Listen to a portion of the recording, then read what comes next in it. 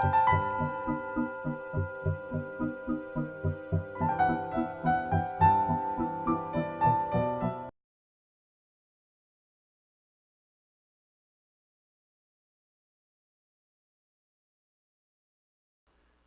is written like the phrase sightseeing, but it's pronounced sight-seeing. For me, writing like this, writing prose about spiritual experiences, a lot like carrying water in your hands. In the end, you have a waterfall of words and very little sense. Some experiences just beyond words, but not necessarily beyond poetry, which sometimes can freeze frame a moment in clarity.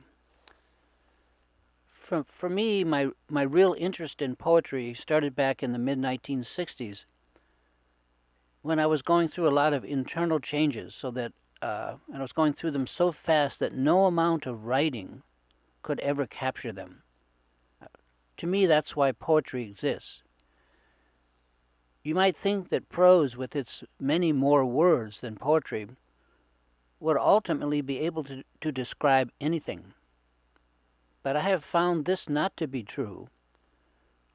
Poetry, for me, is an attempt to cut through the molasses of prose. And I never thought of poetry as quote, lovely, unquote, words, lovely words, something to whisper in the ear. But for me, it's way more didactic than that. It usually has a purpose, which is to transform a spiritual insight that I've had into some form that I can remember, one that clarifies that experience, that spiritual experience. In fact, way back then, I called some of my poems to myself, I said they were mantra poems, not because I would recite them over and over, but because if they were recited aloud and very exactly, they could more or less recreate the spiritual experience back into memory and hold it there long enough for the mind to see it and remember it. So maybe they're more like incantations or spells, mini word dams that to bring back and to hold the insight, that spiritual insight or experience from vanishing.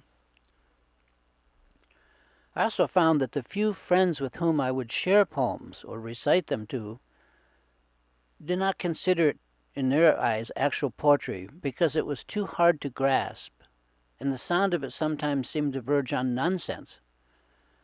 Personally, I like the nonsense part of my poetry, the pushing of words beyond their limits until the consonants crackle and pop in the ear. To my mind, the outer edges of sense point to what is beyond the sense world, i.e. to nonsense, which is not the same as nothing. Anyway, be that as it may, here's a little imperfect, of course, poem that I wrote yesterday in the mantra style. It just came out that way. And while trying to put into words, I was trying to put in the words the fact that insight meditation, vipassana, at least the kind that I've learned, does not concern itself with the content of a thought, what we call the meaning, but only with the seeing of its true nature. So this poem is all about the seeing that happens in vipassana meditation. Sight seeing is the seeing and not what's seen.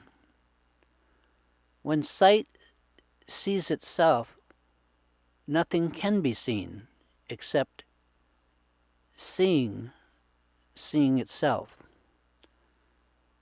When sight itself is seeing, there is rest in sight.